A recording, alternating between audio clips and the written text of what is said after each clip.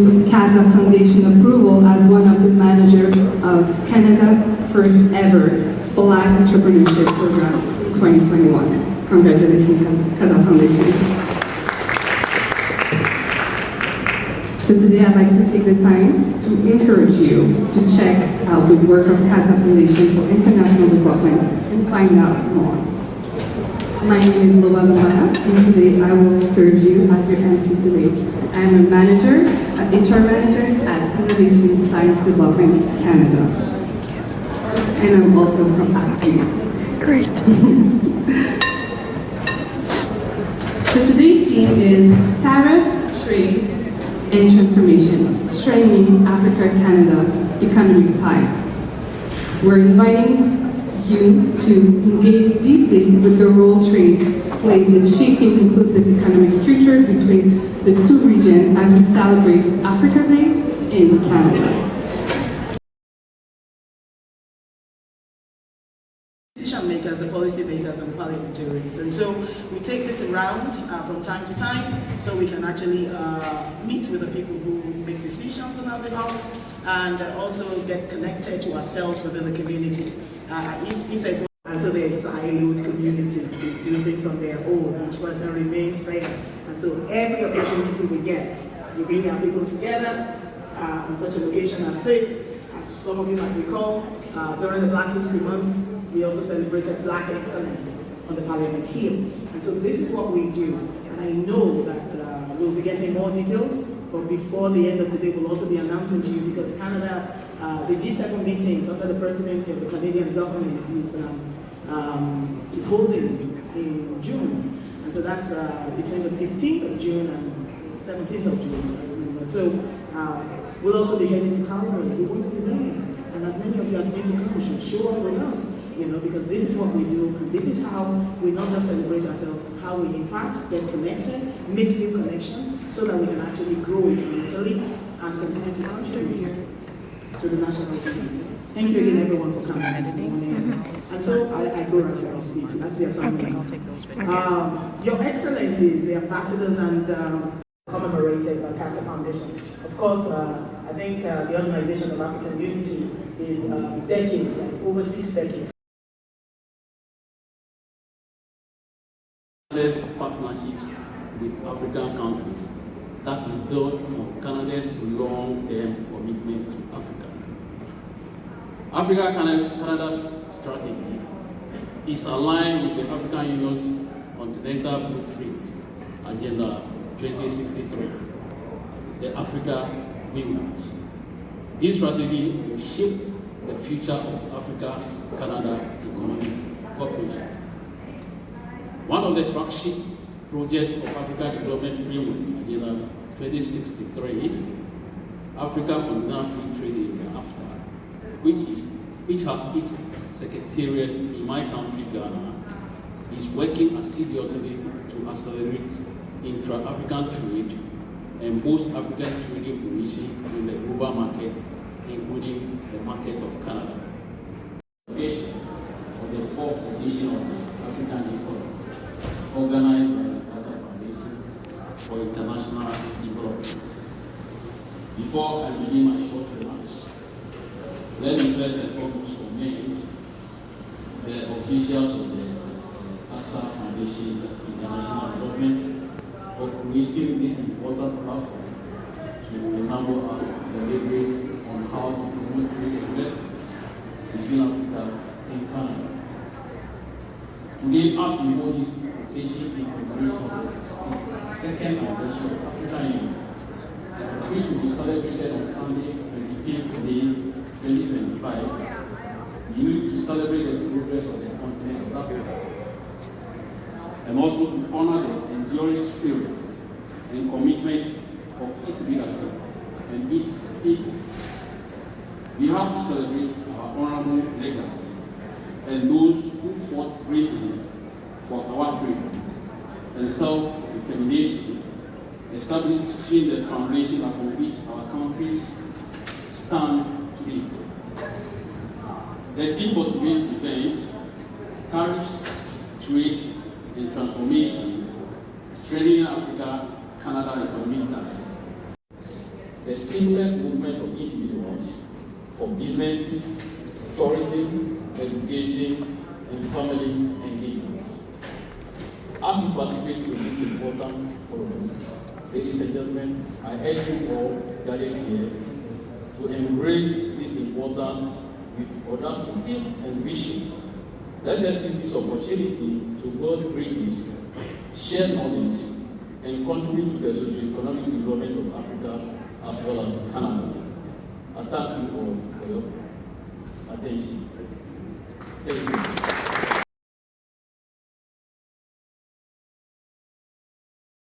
Connection to Africa, to our Black entrepreneurship knowledge of course, but many of our faculty members and international students hail from the continent.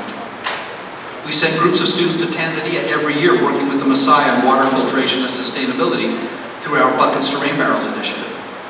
And on teaching teamwork and leadership skills, we're building basketball courts through our Courts for Change initiative. Carleton's president, with Wisdom Tete, who I believe is presently in Africa as we speak and can't join us today, would be upset with me if I didn't mention that he happens to be our president and he happens to be from Ghana. So that too is something that we're very proud of. So it's in that vein that we're thrilled to be working with CASA and to note that the spirit of CASA and what we're going to be announcing later on this afternoon with CASA does indeed resonate with Sprott. So on that a little bit, I'm just going to give you a little bit of a teaser. The Sprott School of Business, and in particular, our Sprott Student Consultancy Group, led by Dr. Robert Halal and supported by Associate Dean Rebecca Renfro, is looking forward to supporting Casa Foundation in launching this new initiative. Dr. Halal has been developing an incredible program that will be guiding our youth in developing essential soft and foundational skills, digital and financial literacy, and leadership, all with an entrepreneurial mindset. Associate Dean Renfro will be speaking directly to this later this afternoon, so I'll leave you in suspense until then. But in keeping with the Casa Foundation initiative, in supporting the personal growth of our youth as they transition to adulthood, to then becoming strong participatory members of our local communities, and to helping them in building their social capital and confidence, the Sprott School of Business is built around three similar themes. And I'm going to talk a little bit about the school, so do bear with me. We are, in fact, in our building, so I feel it's my duty. Those three themes, compassion, imagination, and purpose, resonate with CASA as well. On compassion, what drives us? What can we help fix? Who can we help? Developing our ability to listen and engage in respectful dialogue creates inroads towards a better understanding. The Sprott School of Business is a diverse community. We're proud of that. It is incumbent upon us to bridge those divisions by listening, learning from, and supporting each other. Embracing our differences, reaching across borders, championing the strengths of others. On imagination, we think hard about how to build, discover, and create. We question everything. Wicked problems require bold thinking outside of the box, and there's no place where imagination is greater than in the minds of our youth. And what was mentioned earlier in Dr. Oyelade's initial comments, 70% of the African nation's population is made up of those under the age of 30. That's powerful, right? That's where our future is. And on purpose, why are we doing this? At Sprott, and with everybody in that room in Ethiopia back in 1963, and with everybody present here today, the journey must be one of shared prosperity.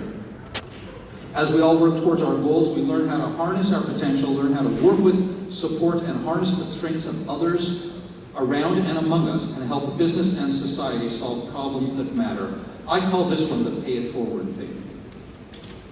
It's ultimately our responsibility as a business school to support the community that supports us, to support all of you, and help those within our community become strong participatory members, most critically, our youth.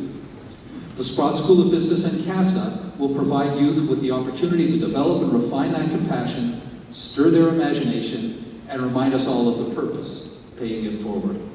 Speaking as an individual who is here today because I was afforded the luxury of standing on the shoulders of giants before me, I am keenly aware that I must always remember to turn around, extend a hand, and help others up. And there's no better venue than today's launch to reinforce that message.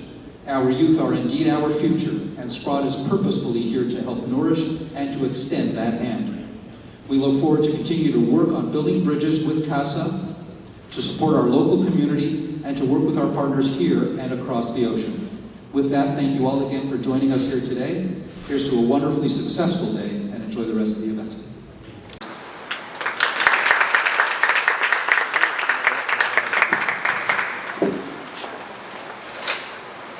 Thank you so much for your kind words. So today, we're starting another exciting session of this program. We'll be starting our panel discussion on Beyond Tariff, Aligning Canada-Africa Trade Priority for Sustainable Economic Transformation. This session will explore how Canada and Africa can better align their trade priorities to drive economic growth that is sustainable, inclusive, and transformative.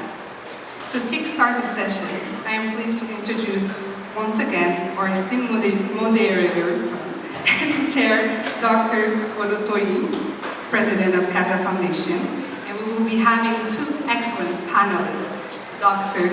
Gerald Brent, Director of the Center for Information Technology, Organizational and People, and co-leader of the Black Entrepreneurship Knowledge Hub at Sprott School of Business, Carleton University. We will also have Dr. Mohamed Ali, Executive Director of the Diversity Institute at Toronto Metropolitan University. Without further ado, I'll hand over to Dr. Oyelade to lead this important discussion. Thank you so much.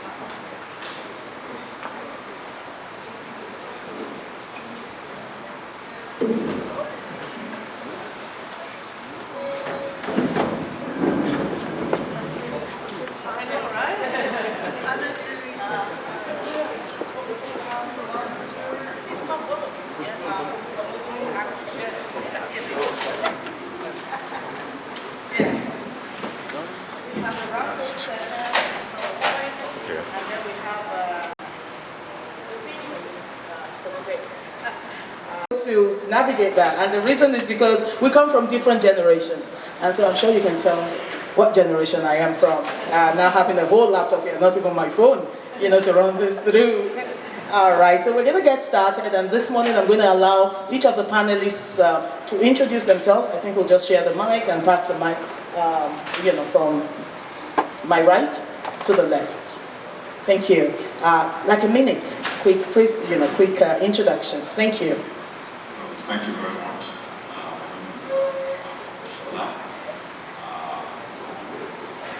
Architectural background. So when we're talking about trade, we're talking about Africa, and I think those are two important issues that need to be married together at this point for complete progress in the continent. Thank you very much for this very, very important day, and I'm looking forward to my own contribution to the development of Africa. Thank you. Thank you. My name is Gerald Grant. I'm a professor here at Sprott School of Business. I'm from the African diaspora, long time ago. But in 1985, I had the privilege of landing in South Africa and spending some of my most beautiful years in Africa and working there for many years through the Commonwealth and others, IT and development and so on. looking back to my time there and wondered, what did I do? I was involved in the early days of the internet in Africa. And I was looking at all the people that started internet in Africa that I knew. So it points out, as she says, about the generational thing, that I was there at the early stages of Africa Information Society initiative. And I'm proud of that. Thank you again, Dr. Grant. Thank you. Mohamed? Hello, everybody. My name is Mohamed Almi. I am, as mentioned earlier, the Executive Director at the Diversity Institute. I also teach within the business school, the Ted Rogers School of Management in Global Management Studies. And so one of the things that we cover in that class, and of course that I often teach, is international trade. Things like tariffs were not very popular or common, and not a lot of people knew about them. Some companies that interacted directly with tariffs and trade needed to know that information, but most people never really understood. I'm really glad that a lot of people now know about them and the issues there, particularly people who trade on the continent of Africa.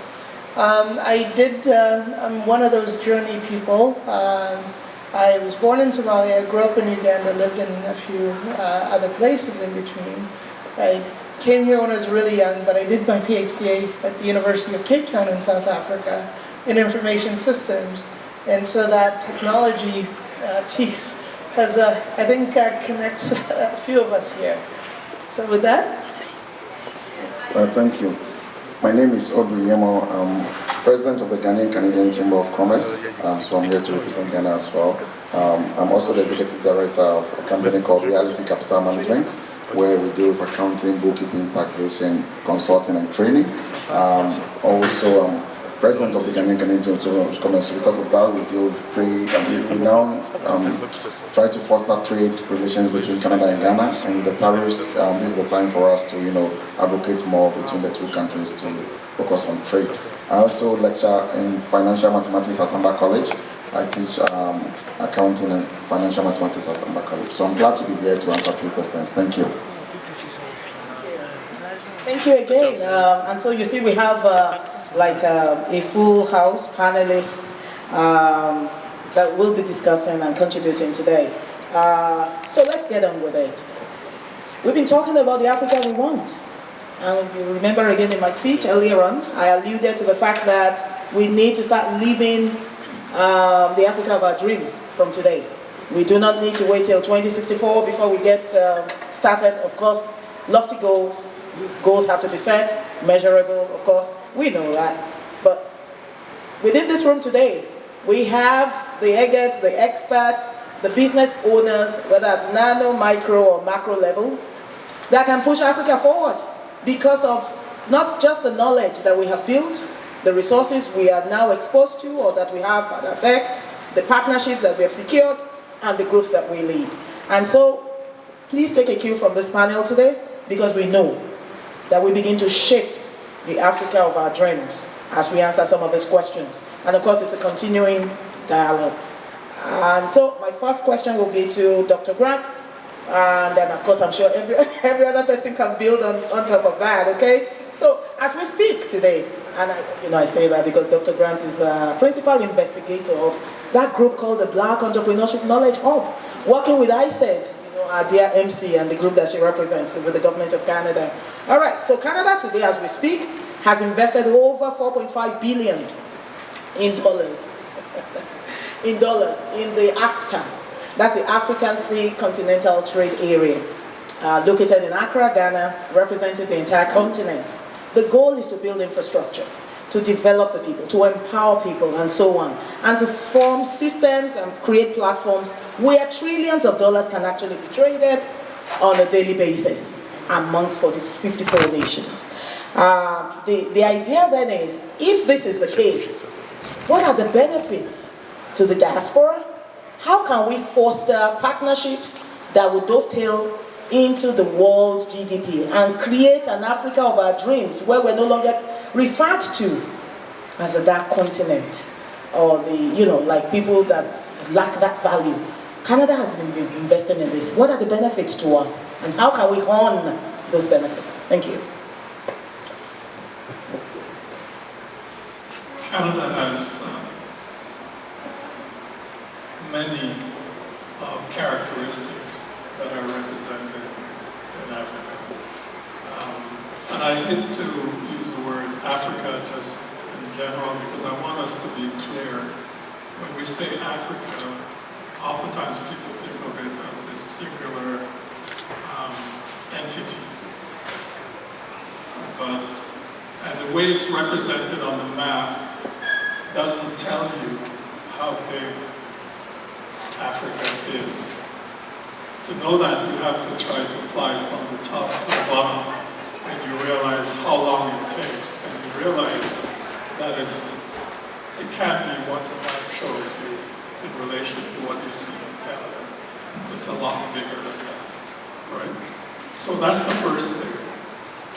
But I always think about, when I see my former African students and others that I meet across Canada, think about how well certain aspects in different parts of the continent match with what Canada is. When I go out to the prairies and I go out to Alberta and so on, I think, oh, this is like Southern Africa, right? It is that we can't have it being an extractive relationship. Take the resources and go away. We need to be a mutual partnership where the continent itself is also developing at the same time when it shares its resources with the rest of the world. As we know, 30% or more of the vital minerals and so on that are germane to the activities of the world in the future, not just in the past, reside on the continent. And therefore, it's a mutually beneficial relationship. And that needs to be done. Thank you. Would you take on to that action? Thank you very much. Canada is a very unique country and is well situated in the world. It's one of the countries that is rated as a part of the most advanced in the world. On the other side, Africa, like Prof said, we don't want to bundle Africa into one entity because Africa is so versatile, it's unbelievable. 54 to 55 countries, and each one carrying their unique ID.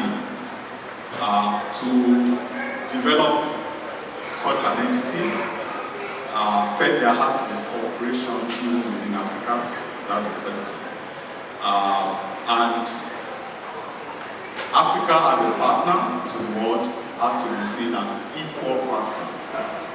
Because if you're trying to develop a collaboration of master-slave relationship, it's not going to go that far. So, looking at it from the point of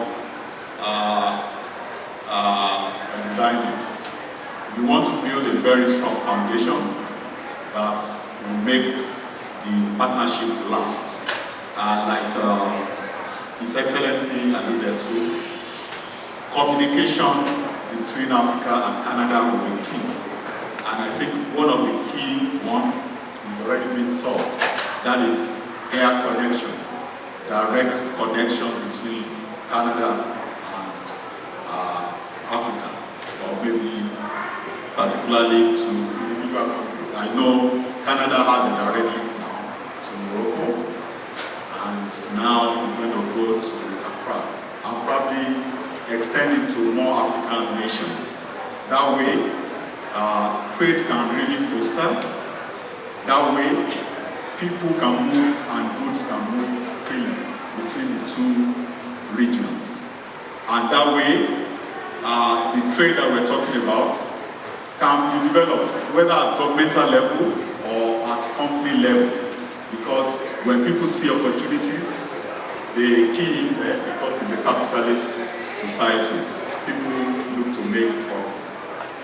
I think I'll leave it there for now to allow other participants to talk. All right, thank you. Thank you again, Actual. Mohammed, is it possible can you look at it again from another perspective? We're still talking about AFTA. In the value of Canada's trade and merchandise with Africa up until 2024 rose to 15.1 billion. It was like a 30% increase. How can Canada then begin to grow its relationship, trade relationship with Africa, as you see happening between Europe? When you talk about China, for instance, you would say, oh, the investment of China is almost getting to like 75% of the total of Africa. How can Canada take a stake in these particular markets to a certain extent that they become, equal partners, whatever you want to call it, but take a stake in Africa, 54 countries, it's an opportunity. There's a school of thought that says Canada's approach to investment or to relationship with Africa, the continent, has been kind of timid. They put that in quotes, it's been timid. Unlike when you see China, which has been very aggressive, land for oil, land for infrastructure, and so on. What do you think Canada needs to do? These are some of the comments that we need to talk about. Thank you. Thank you very much. I think that figure, the $15 billion, I think that works out to be about a week's worth of trade between Canada and the US. It's not a lot in the grand scheme of things when we're looking at the relationship between, we know, and we've just gone through this particular election, where everybody acknowledges that we need to diversify our trading partners, our trading relationships. And so 87% plus of our trade goes to one country. Convenience, our nearest neighbor, but we should be able to diversify. And there's a lot to offer. I think one of the stark data points that I often go back to, and this has been referred to, and I'm glad that His Excellency mentioned that there might be a direct flight to Accra. It always fascinated me that about 25% of Africa's population is Nigerian. A good proportion of the diaspora from Africa is Nigerian in Canada, but there's no direct flights between Canada and Nigeria. Think about how many students attend this institution and other institutions across the country who are from Nigeria, but there's no direct flight. You have to go somewhere else to come here to this country.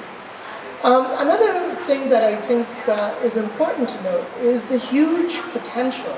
So just sticking to that airline theme,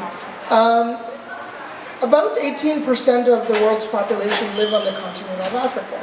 We know geography is a big part of it.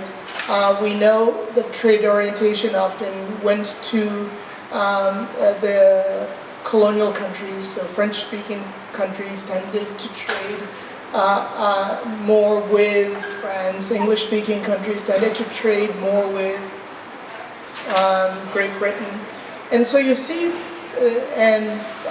you see also the MENA countries, the North African countries, also having different trading patterns. But believe it or not, only 2% of global air passenger traffic is within the continent of Africa. So there's huge potential there. It's a market, and it also talks about the barriers faced. I knew somebody who wanted to open a franchise, KFC franchise in an West African country, and they were not able to deliver some of the key ingredients, and had to ship it from France. Think of the added costs that chicken nuggets would cost you a lot more if you're flying in the raw ingredients from France to be able to deliver on that. So there's huge potential upside for countries that are trading with, and Canada should look at this as an opportunity moving forward. Thank you.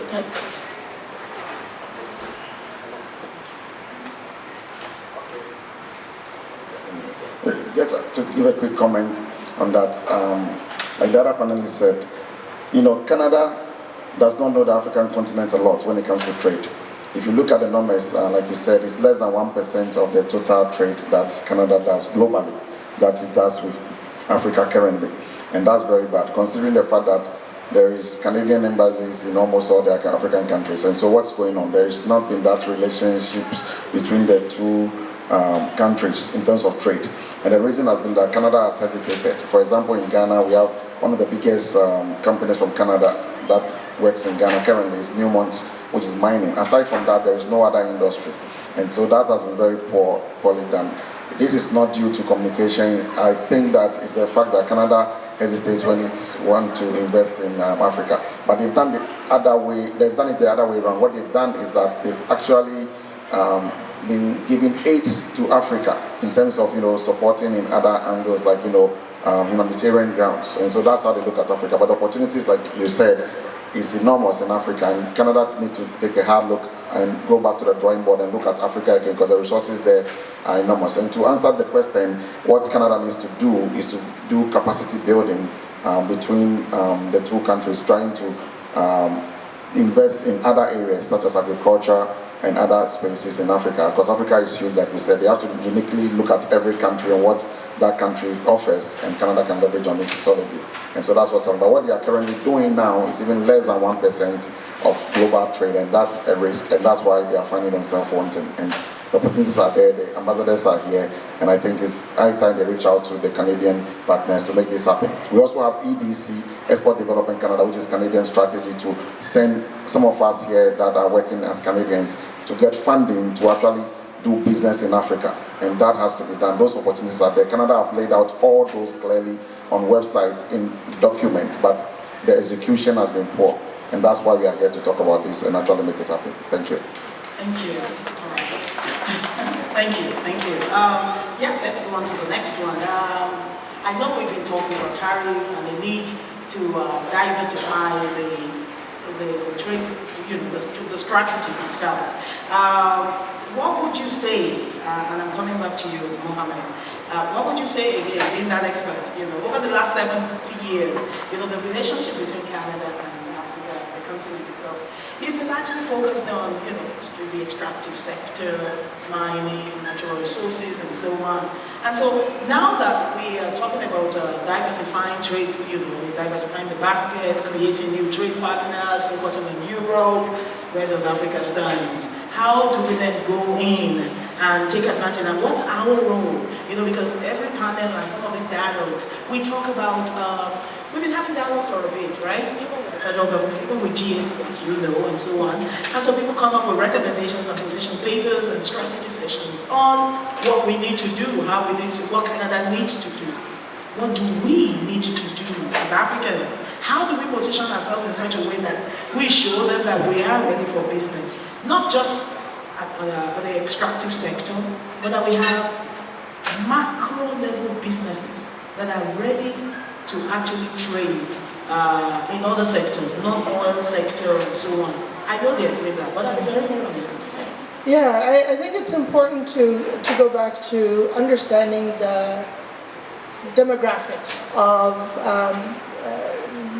we often use the very big broad term of black population in Canada. It's it's broad.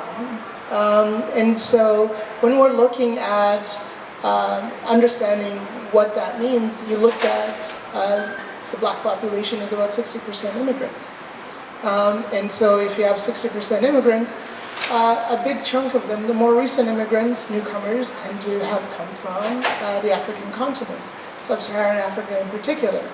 And so there is direct connections through the diaspora with a lot of these, many of these countries that we're looking at.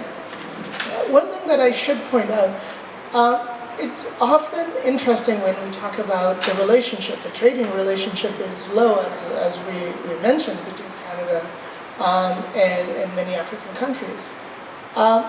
It's fascinating to see how big the direct relationship, how it impacts the economies of many of these countries through remittance systems, for example. Remittance systems account for more than official development assistance, so some of the things that were mentioned earlier. It's bigger than foreign direct investment, so those are any amounts to start a business. It dwarfs those. And so remittances, people sending money home to many of these African countries, plays a huge part in the economy. And they don't just support, paying for food and school fees and things like that. They help and sustain businesses. And those frugal, small businesses help ensure livelihood. And one of the things that I found in my study, I did a study looking at the remittance sector and how technology is embedded within that. And we found that a lot of people are doing trade either through Hong Kong or through your WhatsApp phone, and I'm sure some of you in this room are doing that, ordering things through WhatsApp from Hong Kong or Dubai and getting it delivered. Relatively small amounts. How can Canada tap into that? I did my master's more than 10 years ago now, and China was investing directly in Kenya it's called Juakali, hot sun jobs. People on the side of the roads in the middle of the day selling everything you can imagine. And they were giving grants to train up capacity building for these entrepreneurs to sell these items. And guess what that was doing? It was allowing these small businesses to go find and source those items from China, allowing those trade linkages. Why can't Canada do something, even if it's not a gigantic billion-dollar mine or oil refinery or what have you, but trading, helping build capacity for people who will need livelihood, but also building up those trade linkages over time. Thank you so much. Thank you. Do you want to chime in? Just a quick one. Yeah. So to just as a top up, two things. So in Africa, businesses, the reason why they're not thriving and the reason why they don't look attractive for Canadian partners is because of capital. And so we believe that businesses there need capital injection. And so if you're a business person in Canada, in Ghana, or even anywhere in Africa, and you're looking for funding to scale up your business, one of the things that you need to do is you have to actually do serious research. There is FinDev here in Canada that fund businesses in Africa. You have to research it, have serious business plans, and that could be done. And then the next thing is that we are in Canada where our official language is English and French. Now, if you go to Ghana, Nigeria, if you go to Togo, Benin, we speak fluent English and fluent French. And therefore, what India did was that they, in communication side of things, equipped their systems where call centers were all moved down to India. Now we can do that in Africa because we have the two official languages of Canada. And therefore, if you're a business person, serious proposals coming to present to the Canadian government will leverage that synergies with proper technology to make that happen. And so those are the two barriers that are happening right now, capital injection as well as languages. That's our advantages for African countries, especially in the West, that we can leverage on with Canada. Because the two official languages in Canada are spoken very well and written very well in Africa. Thank you. I think that's true, but also Canadian businesses have been more or less focused on going to the U.S. And we have very little understanding of the markets and the businesses of Canada. Whenever, as I was saying, whenever I'm out west and I see all the farms, and I look at the fact that technology and all of that is not actually being transferred to many parts of Africa where it would be just a very easy transfer. Makes me think that there is not a good understanding of what is needed and so on there. And we have also a view of Africa that needs to change in the media and so on. That really needs to change. The idea that Africa is undeveloped and and so on and don't have the capacity. We just have to look, or the education systems, we just have to look and understand that some of those systems are actually much higher than here because of the competition. You know, if you're in a university, you're already at the top level of the competition. So I think we need to understand that very, very clearly. And what we need is opportunity. And what people need is opportunity on the ground, because there's a lot of business to be done right there. And I think if we don't change the mindset, I saw this in many areas, not just Canada, but in tech and so on. Oh, Canadian tech businesses only look to the US. When there's a thriving tech infrastructure in Kenya and Ghana and South Africa and Rwanda and all of these places where they're doing some of the most significant developments in the tech space, right there on the continent that we don't know anything about. Thank you so much. And I think that I know we've been talking about Canada in relation to Africa. And I think I want to shift it to what do we have to do as Africans to attract Canada to come and then be a great partner.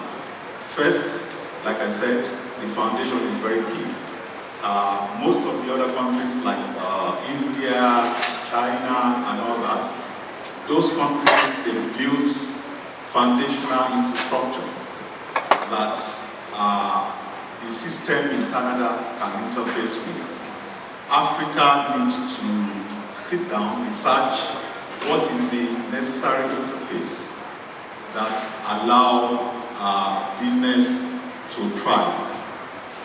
For instance, we have a lot of graduates in Africa. They are ready, the workforce is there. But how do you organize the workforce? What are the basic things that you require for Africans to attract business? The legal framework has to be in place so that when the Canadian business bring their business to Africa, they are sure that the legal system will work fairly for them. You need also, because land is one major key in businesses. How do you transfer land? How do you lease land? So this infrastructure has, the framework for it has to be in place. If I take my business to Africa and later discover that I could not operate because I don't have proper title to a land deal, or I don't have a proper legal recourse to any issue that I may face, then it will not be attractive to me. So I think Canada has a very strong thing to do in this area.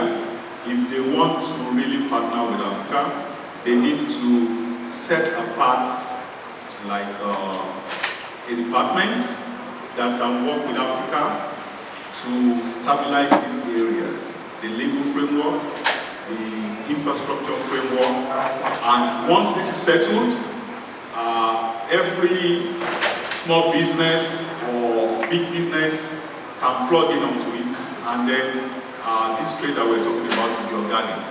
Thank you. Thank you again. Thank you for those contributions. Thank you. As we begin to wrap up, I think I have just one question. One more question. In November of 2024, Canada actually brought out its Canada African Strategy, the paper, the Canada African Strategy. These have been, it took donkey years in the making, a lot of position papers, submissions from groups like ourselves, communiques issued, and so on. We were quite surprised, when we saw that also again, because we felt we would see a lot more. So the question then is, aside from all of the points that have been made, the insights that have been shared, how do you think we can convince Canada to shift its conservative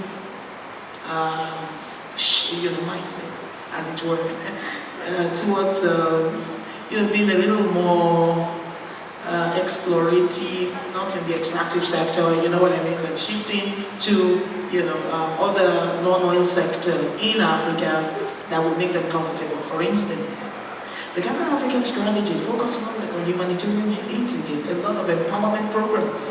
Yes, some of them could be, you could say some of them are capacity building programs, but some grants, some funding for the empowerment of women in Morocco and things like that. Airlines, of course, yes, we've been set up and encouraged between Nigeria. There's a hub that's in the making. We don't know when that's coming on board, but those are the things that we saw. But when you talk about the Silicon Savannah, for instance, in Africa, you talk about East Africa, you talk about Kenya, Rwanda, Tanzania, as you have rightly alluded to. These are places where you have M-Pesa. You have a lot of young entrepreneurs and innovators coming up with great ideas. They know what they want to do, they are getting some funding. As a matter of fact, some of the central banks in some of these African countries have actually provided dedicated funds, like small business funds, for the empowerment and growth of these types of sectors. How can we encourage Canada to take a second look at that, using the Canada African strategy, that new one? What can we do? The tech sector is there. The other one that I wanted to quickly talk about is Africa. I know we talk a lot about Africa because it would appear that that's the only place that's the platform that Canada feels most comfortable with. Like Africa is actually being seen as one country. It would appear so. Africa has there are countries, like 3,000 languages, if I know, almost 15,000 tribes, from the medium, the macro to the micro and so on. How are you going to get people to really work together when they can't speak the same language? You know what I mean? And you want to deal with them as one. I think that's what I'm trying to say, because it can be really hard. So one or two papers that we wrote from our side, was to say that, why don't you have a ranking system? We're doing billions, 14 billion or so, if I'm correct, with South Africa already in trade relationships year on year. We're dealing with Morocco year on year, because these are the very large economies in Africa. You feel comfortable with them? You've done the risking, they are de-risked, or at least you've ranked it, you've measured the risk, and you've put in some mitigants, to say if this happens, then this is what we'll do. And so you feel more comfortable with South Africa, Morocco, and a few other countries like that. Maybe the countries that have the reformist agenda, the oil-reliant, and even some of the non-oil-reliant nations, the Algeria, the Egypt, they have very big economies. Do you want to start with some of those and rank them in that order to say, we'll go in, pilot, 2, 3, 4, and do really active business. The other ones will take a cue from the pilots and say, oh, if they're doing this much with South Africa already, how do we need to build our systems, the regulatory framework, and things like that we need to do to ensure then that they come to us? I'm not sure if that works, but these are the types of papers that we have put on the table to say, do you want to rank them and even get something done? Instead of saying, okay, we're only going to do it with AFTA. AFTA is good, we can do that, but there are some countries that we just need to be there, big time from Canada. Do you think this might work? That's just the angle that we've looked at it from. And if so, what does Canada need to do? So this will be my last question to you, and I really want everyone to take a stab at it, because some people are taking notes for sure. Thank you. We'll start with you, Dr. I think we can have all the frameworks and all the papers which you mentioned I've been looking at here. If businesses, actual businesses and actual people don't do it on the ground and we don't have those relationships, this will all be nice and so on. And maybe what I would say is that to ask, many Canadian businesses to switch from something that they see as reliable, right, which is the problem we're having. It's only because of this crisis that we're having this discussion, because we wouldn't have this discussion if there wasn't a crisis, because nobody will know, Why would I do that? I just have to go across the border and I sell everything that I have. I don't have any need to go anywhere to do anything, right? All of that, diversification, yeah, that's good for you. I think that what we can do, though, is maybe asking people who have a connection to the continent and so on to be the ones to start making these headways back to some of these countries. Because that's the only, there you have a vested interest, you know the people. And I know some of the organizations like EDC and others have been talking about that because they realize that in our study we found that many of the local businesses, the small businesses that are here, are actually exporting or importing from the continent because of that. Just yesterday, we were looking at there was a launch of a technology project around farming that was done by Claudius, it's called Fred, looking at farm-to-table technology using AI, and seeing how those farmers and people talk about how they are serving the African diaspora community here with farms and wanting to franchise that technology across Canada and across the diaspora. So maybe. Okay. All right. So I strongly still think that today, but some of the ideas and structures and even objectives that they put down are still not being fulfilled, even in Africa. And so when Canada look at the drawing board and they take a hard look and look at it, they are thinking what is going on. So for us to entice Canadian business or Canada to come and invest fully, we need to look at the drawing board and say that are we doing what we said we will do or what we are doing? Are the structures stronger? Are the institutions stronger for us to be able, that when somebody come and set up a business, the following day we're not going to say that the papers are not right and therefore the land does not belong to them and so on and so forth. So stronger institutions, after themselves, are focusing on peacekeeping, integration and trade. And so the trade among ourselves itself in Africa is a problem. And so we need to address that. Now, they have said that there need to be less barriers between trade in Africa. Now, I always give an example. If I'm in Ghana and I'm just going to Togo, they're asking me for passport, just to enter into Togo and so on and so forth. So those barriers need to be broken. That way, trade will be very effective in Africa within ourselves. Thereby, we can entice the Canadian government to penetrate the system. But you are right. There are so many opportunities in Africa. It's enormous. The opportunities are great. China is tapping on it. Now, recently, Russia is tapping on it. Everybody is coming to Africa. It means that we have great resources and things. And Canadian government is losing out. It's recently that they realized with the trade tariffs from the US that they started looking outside. Currently, they are doing over 85% of their trade with the United States. And with the 25% Trump tariff is the reason why they are now looking at Africa. So I think to Africa is an advantage for us to entice them to come to Africa, to set up businesses in Africa so that Africa will thrive. And so this is in a nutshell what I think. Thank you. Thank you, Professor Lowa. I just wanted the last word, that's why. No, I was going to say, I think it's important to realize that in this current environment, the uncertainty, business does not like uncertainty. If you don't know if tomorrow is at 25% or 80% or 0%, that uncertainty trickles down into, do you plan for 6 months? Do you plan for a year? And so I think that tariff issue, and it has become a global issue. It's interesting because going back to the students that I teach, well, it's a very practical class looking at how they would trade with any country around the world. And I always told them, go to a website called Tariff Finder. It's put together by the Trade Commissioner, the Canadian Trade Commissioner, EDC, Export Development Bank of Canada, and BDC, the Business Development Bank of Canada. And the information is there with our largest trading partners and any country we have a free trade agreement with.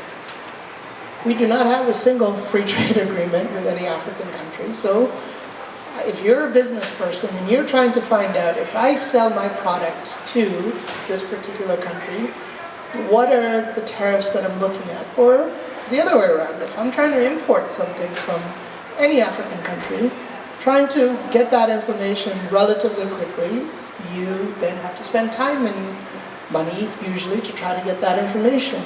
How can those types of barriers for businesses be lessened so that they can more easily go, maybe this is a place I could sell my phone cover, for the lack of a better example, or my new innovative technology. How can I do that when the information is not so readily available? I know some people here facilitate answering that question. It's because there's a business that was available for people to be able to help facilitate that trade and those linkages. So I don't know if that answered your question, but I think so, and I think that has answered a lot of the questions. I mean, this is a continuing conversation, right? There's no end to it. And so I just wanted to quickly say thank you to our panelists, to say to you again that some of the insights that we have shared this afternoon, we're going to go on and continue the conversations again at the roundtable session in the next room. When we're done, we do have a few things to do here, because we also want to hear your voices. We want your inputs, because I know we have a lot of questions. So instead of having a Q&A next, we're just going to go in a few minutes into that room and then talk a little more about some of this. Why do we do this when we come together on Africa Day? We do this because we also want your input, so we can have a position paper to submit to the federal government. And we do this every year. It's not just to submit it. It is actually the fact that they work on it, actually. It's just that some of the inputs or the outputs that we see perhaps are not as we expect them to be sometimes, but they are working on them. And the more information we pitch in, the better those outputs will become. That's our opinion, and so that's why we need to keep refining the conversation, continue with the conversation, and then we keep engaging with you as well in the audience. So this afternoon, again, I'm just going to quickly say thank you to our panelists, Akshola of Aki Project, Design and Build Construction in Africa, and then of course Dr. Gerald Brand, who is our principal investigator of the Black Entrepreneurship Knowledge Hub at the Carleton University, and the Professor of IT, Information Technology at Carleton, Dr. Mohamed Elmi, who is the Executive Director of Diversity Institute from the Toronto Metropolitan University in Toronto, and Professor Yemo Odoy of Humber College, Professor of Financial Mathematics, and who is also the President of the Ghana Canadian Chamber of Commerce. My name again is Olutoyin Oyelade. I'm President of the Casa Foundation, managing the Black Entrepreneurship Program, hoping that that's being renewed. And then of course we have several other projects that we're going to be launching this afternoon with the Carleton University. Thank you again everyone for listening, and let's have a wonderful day as we move into the roundtable session. Thank you again.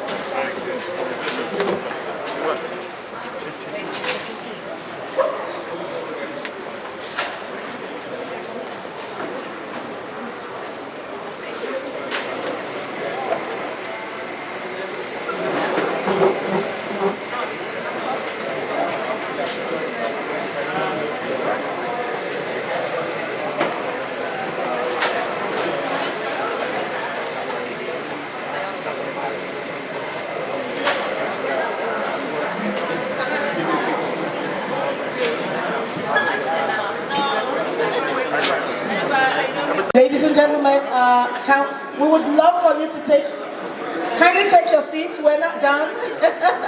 Now we're going to the lunch session, because this is the time when we get to launch the best program.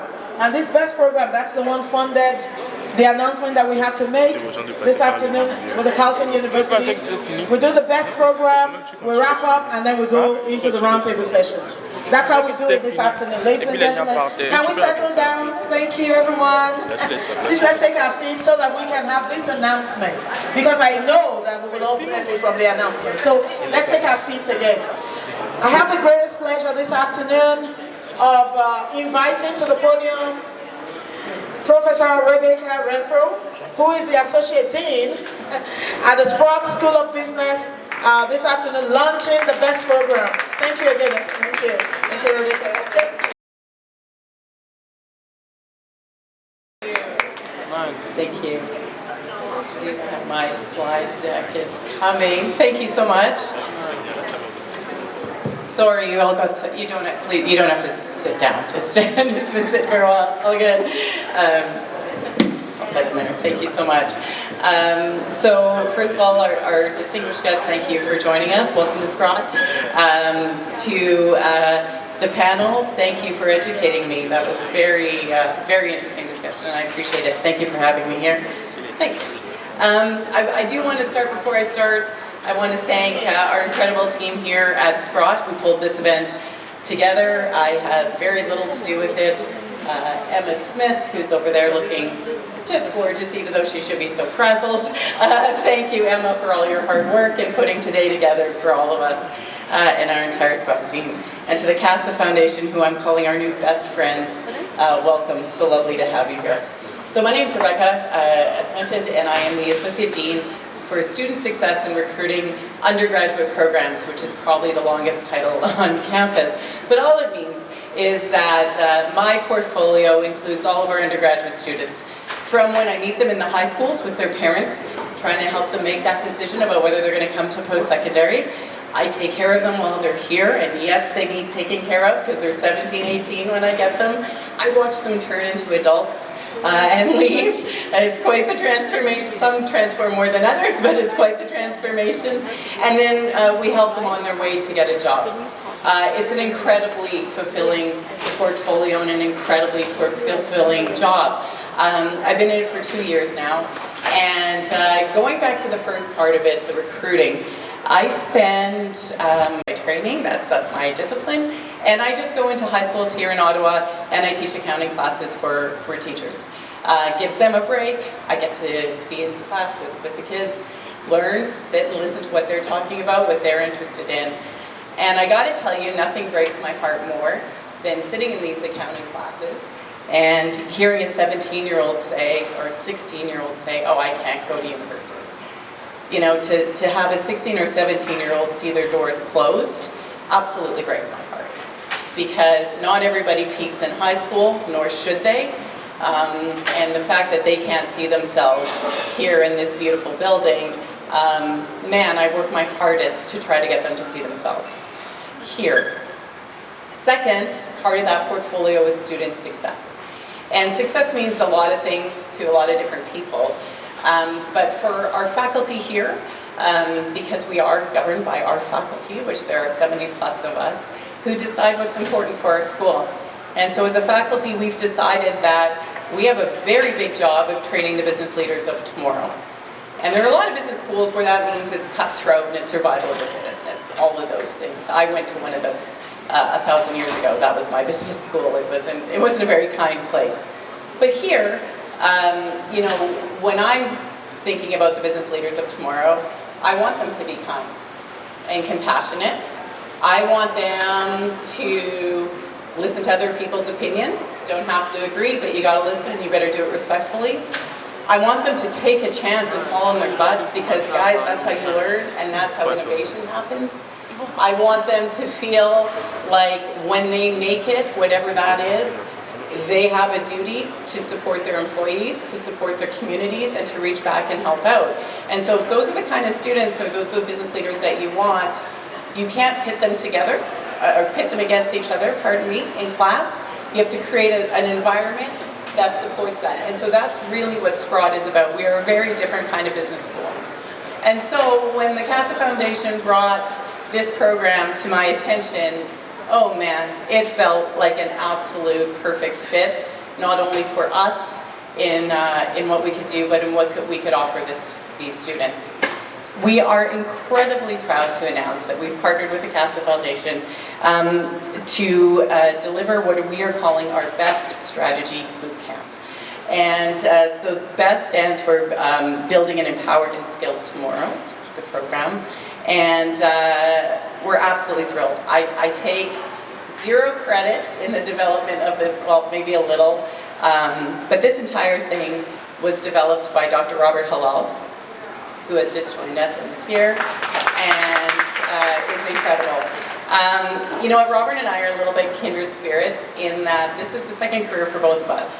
We both came from industry and have really come to education later in life as a career, not because we need to, but because we see it as a way of giving back to our communities and using what's in here and all of those years of knowledge and experience to give back.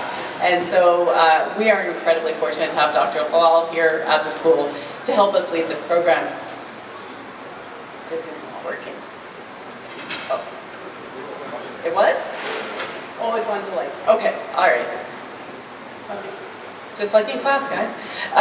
Okay, so our boot camp is designed in such a way that really the objectives that we will meet are as follows. We're going to build foundational skills for future success in these students, connect classroom learning with real-world experience, and then promote personal growth and community engagement.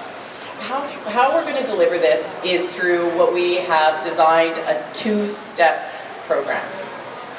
So the elements as such are as follows. Step 1 are the Foundations Workshop. We will welcome 60 students from local high schools using our connections in high schools to identify students that might find interest in this program or maybe benefit from this program, and we will welcome them to Sprott.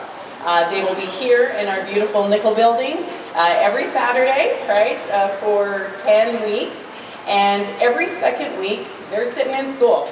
Because, I'm sorry, this is a school and we need to do some academics, we have to teach them some stuff, right? So they will come to class for that 10 weeks. And there they will get foundations in critical thinking, business strategy, client interaction, as well as start to hone their participation and communication skills. Second step, once we've taught them something, they know some stuff, they've practiced in their classes, we will hook them up with real-world businesses. Here at Sprott, we are very proud to have our Sprott Student Consultancy Group. It is a real-world consultancy group led by Dr. Halal. We have clients all over this community, both for-profit and not-for-profit, and they come to us with a project. We have a team led by senior students, some of them master's level, some of them are 4th year superstars. We then have junior analysts, which are our 3rd years, 2nd years, some 1st years if they're keeners, and of course it's all overseen by our faculty. We pitch to the client, we have client meetings, we help them solve problems. Problems like they need a new strategy. They're going through strategic planning, have no idea what to do, but know they need some kind of focus. Problems like when COVID hit, we helped so many companies get their ideas and their products online. That's what we do. We work with a lot of nonprofits and as well a lot of organizations here at Carleton to help. It's a wonderful experience for our students. They get to practice the skills that they learn. And our new best students will just be added to those teams. So they will actually get that experience, 120 hours out in the real world giving back. Throughout the entire process, there will be coaches and training, as well as we will marry these students with mentors here at Sprott. Both Sprott students and from across campus, and they will be here. Finally, at the end, because I know my students, everyone likes a certificate, they will get recognition for their work completed. As well, Dr. Nemiroff and I are working, we've just started the process of attempting to get the students that complete this credit here, should they choose to come to Carleton. They'll have half a credit worth, The amount of work they're doing, they should absolutely deserve it. As well, I've reached out to the Ottawa Carleton District School Board and the Catholic School Board to get the students recognition. They can get co-op credit for these work terms as well. They're going to put in a lot of work, so we would like to see them get credit for that.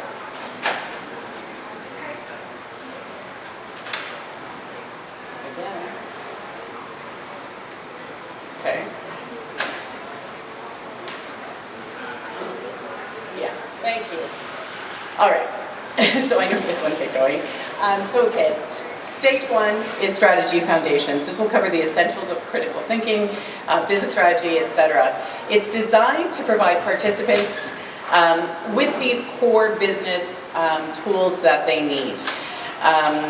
The content will be aimed at developing soft skills that will also be needed for success. And over this 10-week period, they will participate in 5 interactive workshops.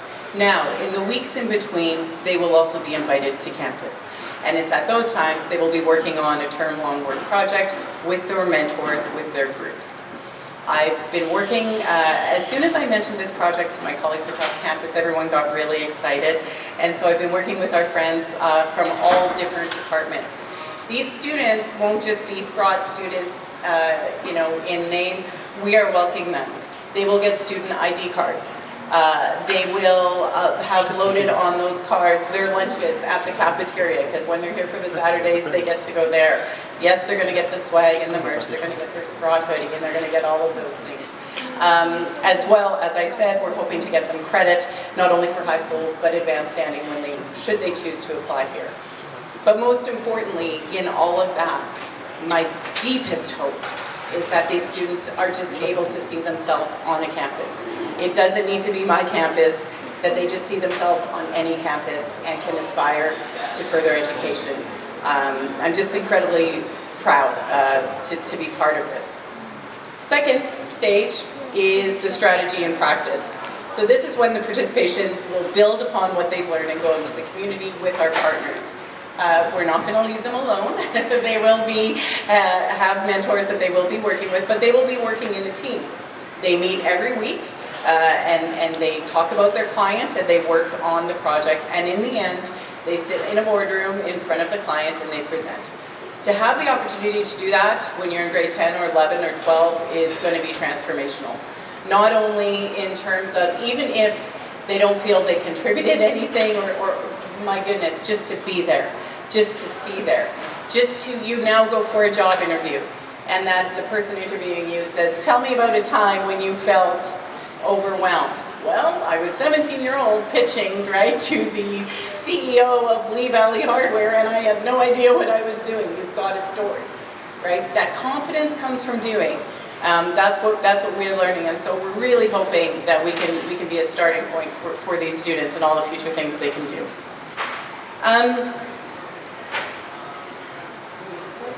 Sorry. Just really briefly, in terms of what this is, just a draft in terms of what these kids are going to be learning. They're going to be learning critical thinking, business strategy, pricing strategies, communication, presentations and storytelling. So if you don't know how to sell a story, you don't know how to sell anything. Business planning and performance, as well as making up teams. Again, the odd weeks, 3, 5, 7, 9, they will be here on campus as well, working on their project with our mentors. And finally, they will have project presentations. So they will have to present to Dr. Hall and the panel, and then we will set them free. I'm going to wrap up because I know time has gone long, but I just wanted to say, we had a meeting yesterday, Dr. Hall, myself, and Dr. Emerald. And we were fleshing out, what we wanted to say in this announcement. And when we finished up, Howard said, this is exactly what we should be doing.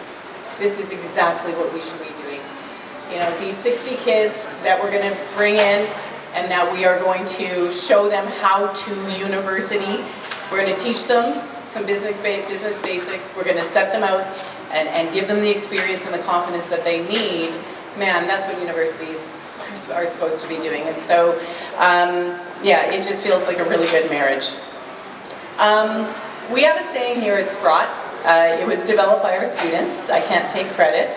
But many years ago, they developed a saying, and it is #SprottLove. So anything on our social media that has to do with us, you'll see Sprott Love, Sprott Love, Sprott Love. So what does it mean? Well, you're sitting in the Nickel building, which is where the Sprott School of Business lives. And when it was designed, this open middle here, this circle, the architecture met with our dean at the time and with faculty and was trying to understand our culture. And we talked about Sprott Love and how we are a family and we feel like a family and a community. And when the architect designed it, he made this big open circle to feel like a hug. It's meant to feel like a hug, embracing our students, embracing the community. As well, we sit as we steps from the LRT that brings our external community right through our doors. And we welcome them and offer you a coffee, and that's who we are. Sprott Love, to me, it means that you care, right? You care about your fellow students. You care about these beautiful facilities that you're allowed to study in. You care about the businesses you're working for. You care about the community that you live in, the earth that you live on. You care about the world and justice and all of those things. You care, and you show that you care every day. That's who we are. Going off of that, one of my favorite stories is about the anthropologist Margaret Mead. She was asked, in an interview, what is the first sign of human civilization that you saw? And a lot of people were thinking it might be charcoal, right, burnt charcoal or something like that, or that it might be pottery, something of that nature. And she pointed to a picture of an X-ray, and it was of a bone that had been healed. And so they had found in their exploration a femur, right, which had been set and healed. Now, if you don't know much about this, if you broke your femur you're out in the middle of nowhere and you break your femur, you're dead, right? If you don't bleed out, you certainly can't go find water or food, and you probably would get attacked by the wild and you would die. The fact that it was healed meant that somebody took the time to mend it, somebody took the time to stay with that person, go get them food, go get them water, watch over them, protect them. And so she said the first sign of civilization is caring. Is caring. I love that. I don't know if it's true or not, but man, I love that. Caring is the foundation of our civilization, and to me, I would argue, caring is at the core of good business. And so, to Dr. Oyelade and the entire team at the Casa Foundation, I just want to thank you for your trust in Sprott, our team, our teachers, our recruiters, our entire staff, our students who will be mentoring. Thank you for the opportunity to allow us to care, for me to teach my students firsthand how to care, how to give back, how to mentor, how to lead. What a gift you've given us. I can't thank you enough. It's an honor to partner with you. And we will pull out all the stops to educate these kids, to connect them, and to inspire them and show them the meaning of Sprott Love.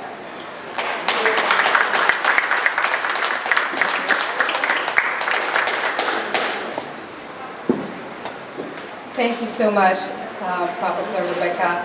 Thank you again for also introducing us to this BEST initiative and sharing with us the value of Sprott Love. Thank you. We'll be soon starting the roundtable, but before we get there, I'd like to take the time to invite Professor Awad Ibrahim. He is the Vice Provost of Equity, Diversity, and Inclusive Excellence at the University of Ottawa and holds the prestigious Air Canada Professorship on Anti-Racism. He also has a curriculum on theorists and prolific author with over 100 publications.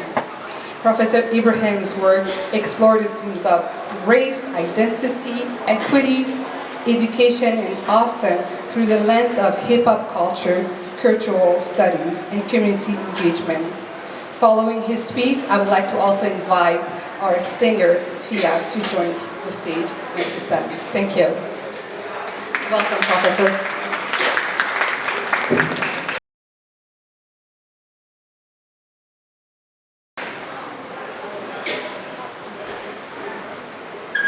All right. Good afternoon, everybody. I was hoping to close as opposed to being in the middle of it.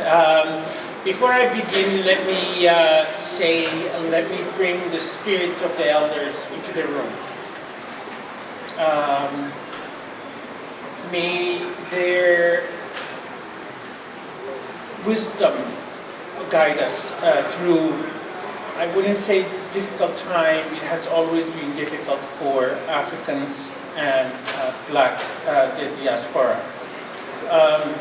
So with that in mind, I normally ask you to, because there is no time, I always ask people to close their eyes. We're not going to do that, but I want you to hear the voices of our people as they were doing the Middle Passage and crossing the Atlantic.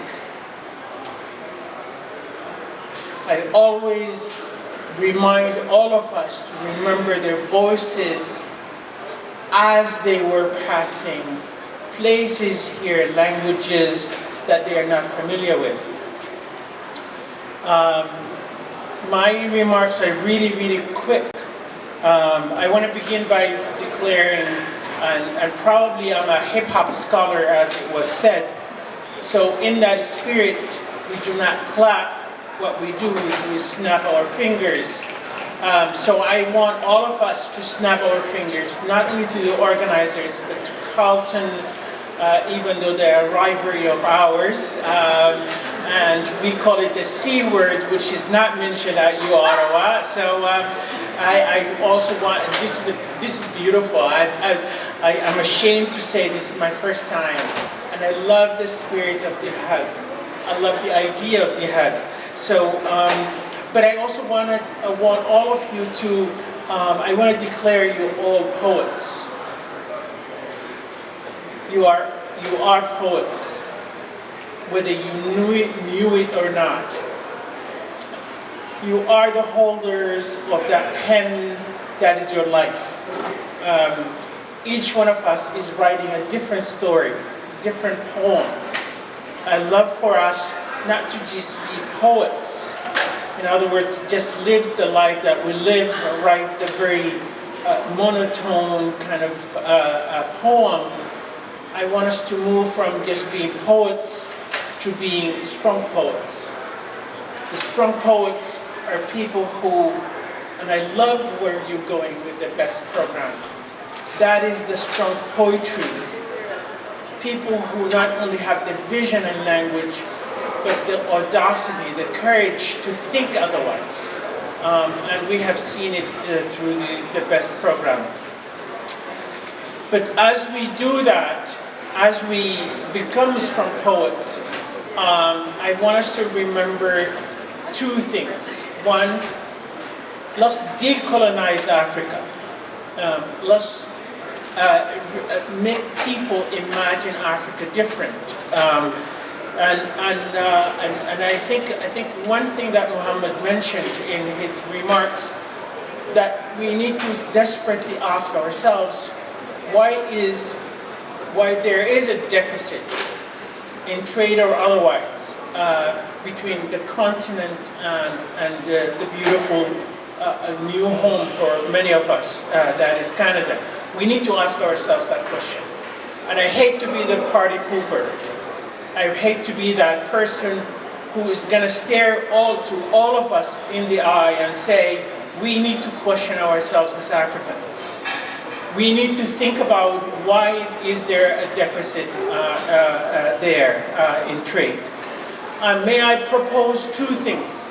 Muhammad mentioned one of them, is the idea of uncertainty. We cannot envision business in uncertain places. Instability also. We need to desperately question ourselves. Why is the continent, why are so many things happening that are negative in the continent? I come from Sudan, and I do not need to remind you how horrible the situation is. Why is that the case? Why do we need to ask ourselves? We need desperately to look ourselves in the eye and say, we need to question ourselves desperately and quickly, because the world is going by and we are going backward as opposed to going in a lot of places. I wouldn't say the continent is big.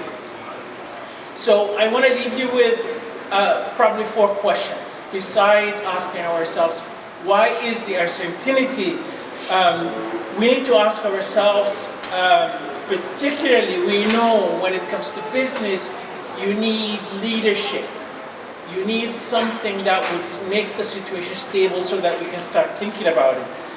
And I hate to say, and I hate to ask this question in 2025, why so many particular rulers in the continent, I hate to use the term, not up to capacity? So many of them, so many of the leaders that are business or the government. Another question that I want us to ask is, who are these rulers surrounding themselves with? If you want to know what business and the capacity of business, ask not only the leaders, but who is the surrounding that leader? What vision, what kind of imagination they have. I also want us to really get to the heart when it comes to business, is the idea of needing desperately to question ourselves when it comes to corruption as well, and all of these things. I'm almost wanting to ask the business people at Carleton not to hear this. I want this an internal conversation between us as Africans. We need to question ourselves as we think about the 21st century and moving forward.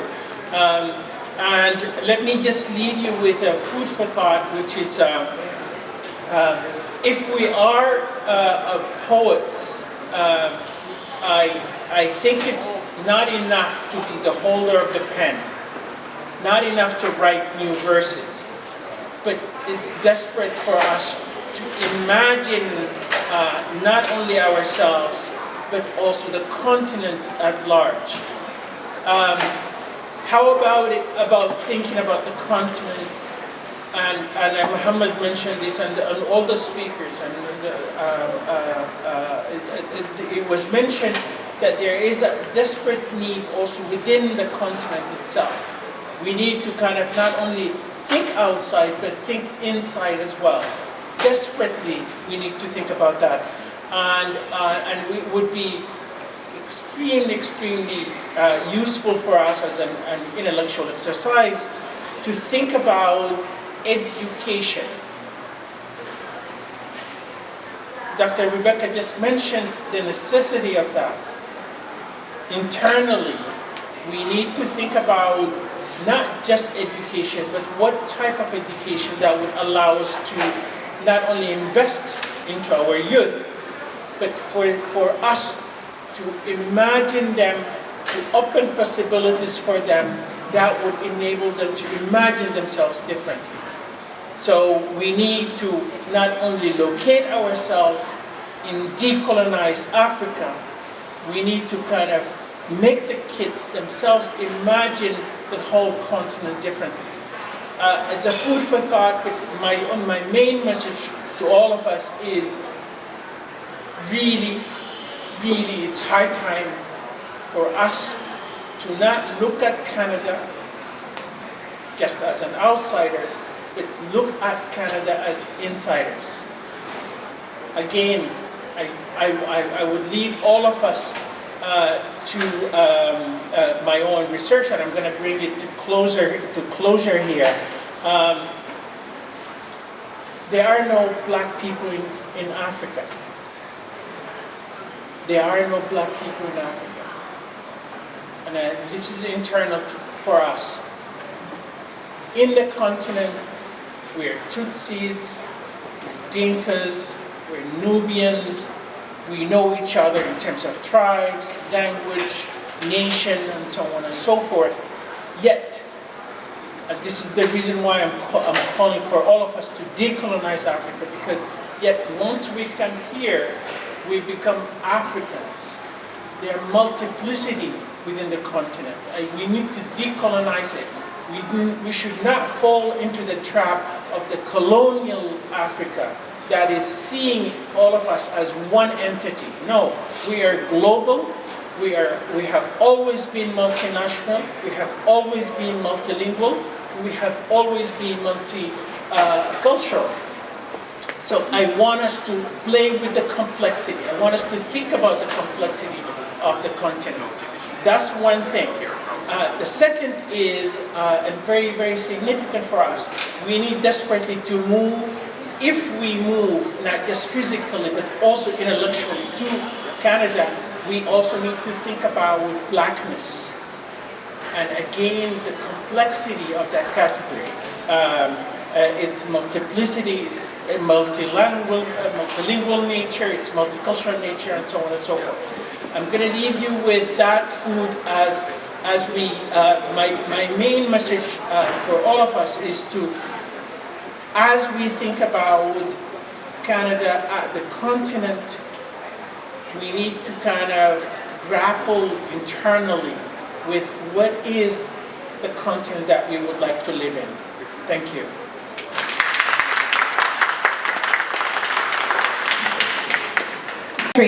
Finding the right balance. So this group will be discussing how tariff policy can be designed to support local industry in Africa while promoting fair and open trade with Canada. So I'd like to invite Prof. Odui to join me on stage. I believe he is here. Please join me on stage so that everyone will be able to know who's leading the conversation. Thank you. And for our third table, I'd like to invite Dr. Mohamed Elmi, who will be talking about growing economy, changing life, trade as a tool for development. This is to talk about how trade can support broader economic and social development goals, including job creation, poverty reduction, and inclusive growth for women and youth. So our two chairs here will be going in the other room, and if you would like to be part of the conversation they'll be leading, please follow them. And those who are waiting to talk about making trade work, how Africa and Canada can do more business together, please stay here.